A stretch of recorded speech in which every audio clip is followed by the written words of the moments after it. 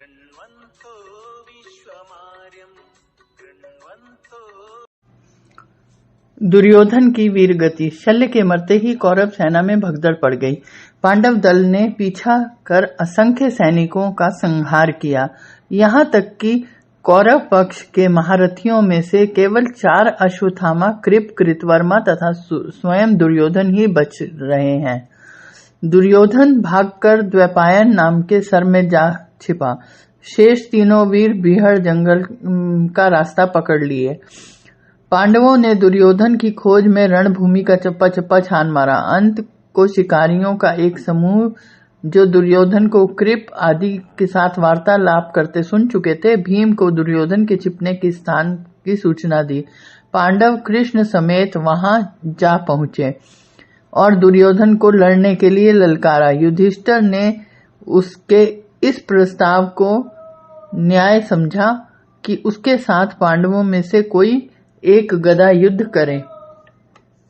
इसमें जो पक्ष जीत जाए राज्य उसी का हो जाए। कृष्ण को युधिष्ठिर का यह निर्णय कोरी मूर्खता प्रतीत हुआ। जो राज्य इतनी कठिनता से जीता था उसे एक द्वंद्व युद्ध पर निर्भर कर देना भला कौन सी बुद्धिमत्ता है।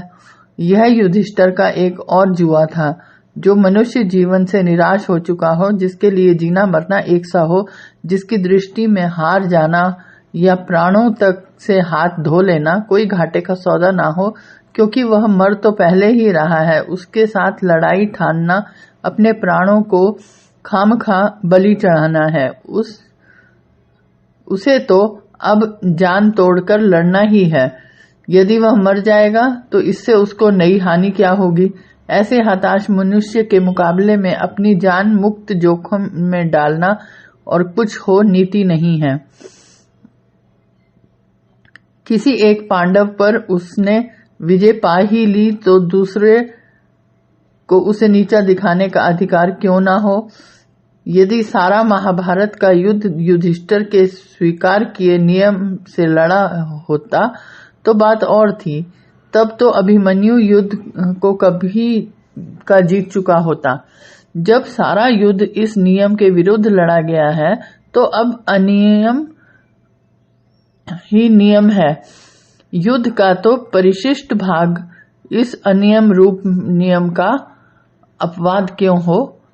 अब तो युधिष्ठिर द्वंद्व युद्ध की स्वीकृति दे चुके थे। कृष्ण के लिए थोड़ी सी कुढ़न कर चुप हो रहने का ही चारा था। दुर्योधन से गदा युद्ध करने को भीम आगे निकला। इस समय तक श्री कृष्ण के भाई बलराम भी तीर्थ यात्रा से लौट आए थे। दुर्योधन और भीम दोनों गदा युद्ध की विद्या में उन्हीं के शिष्य थे। उनकी दुर्योधन पर विशेष कृपा दृष्टि थी, क्योंकि वह इस विद्या में अधिक निपुण था। वे भी अपने शिष्य युगल का गदा सामुख्य देखने लगे। पराक्रम दोनों का देखने योग्य था। दोनों ने युद्ध विद्या के अच्छे हाथ दिखाए। चक्रों में, छल्लों में, दावों में, पेचों में एक दूसरे को मात तो कर ही रहे थे, परास्त कोई ना होता था। अर्जुन कौतूहल भरी आंखों से अपने भाई का कौशल को देख रहा था। दोनों पक्षों को बराबर पराक्रम दिखाता देख वह अधीर हो उठा। उसने श्री कृष्ण से पूछा, आपकी सम्मति में विजय किसकी होगी। कृष्ण भी गदा युद्ध के धनी थे। उनके हथियारों में गदा भी उतनी ही प्रसिद्ध है जितनी तलवार और चक्र। उन्होंने कहा, बलवान तो भीम अधिक है, परंतु युद्ध के दाम दुर्योधन को अधिक आते हैं और विजय आखिर दावों की ही होती है। लड़ाई नियम पूर्वक रही तो भीम हार जाएगा।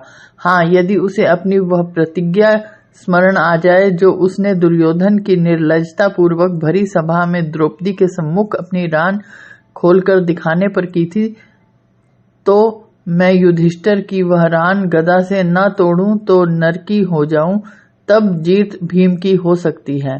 अर्जुन युद्ध के नियमों का बड़ा पक्षपाती था, परंतु अब वह भी कौरव दल के द्वारा किए गए अनियमों और उनके प्रत्युत्तर में किए गए अपने पक्ष के नियम भंग के मानो अभ्यस्त हो गया था। वह भीम के सम्मुख जा खड़ा हुआ और उसने उसे दिखा दिखाकर अपनी रान पर हाथ मारा।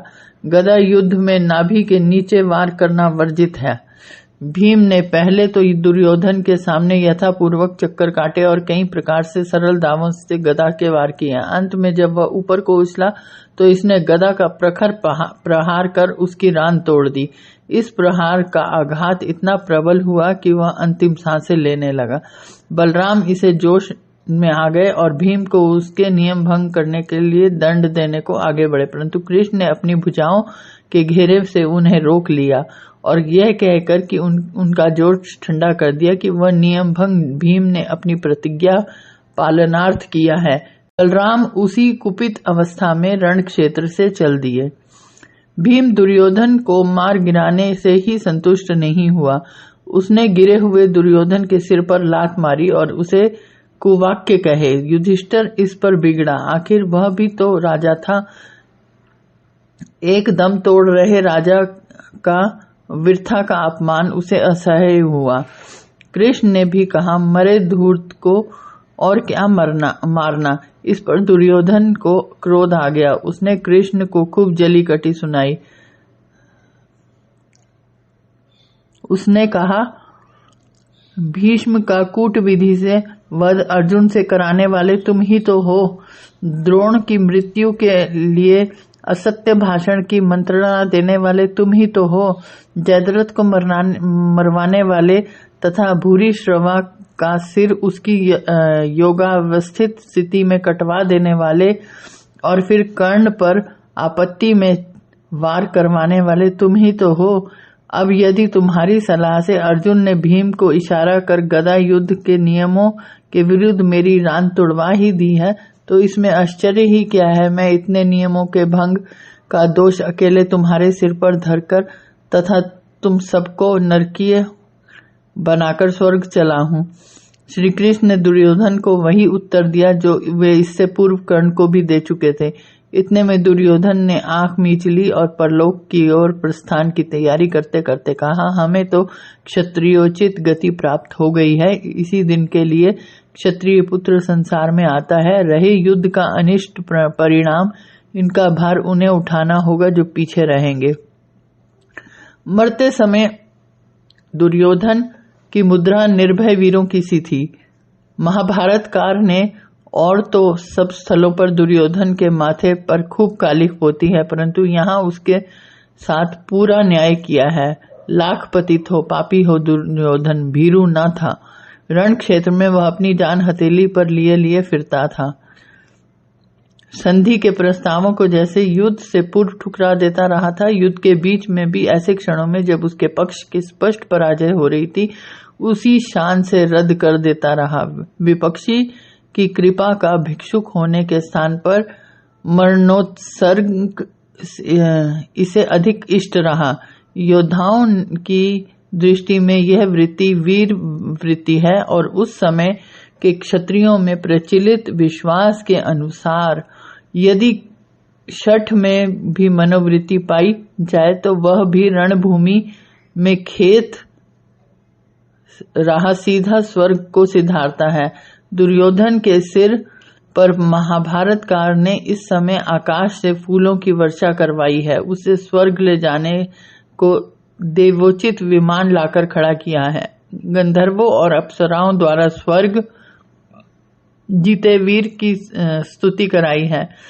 शूर शठ दुर्योधन की यह ठाट बाट की मौत देखकर कुछ समय तो पांडव कृष्ण और सात्विकी खिसियाने रह गए।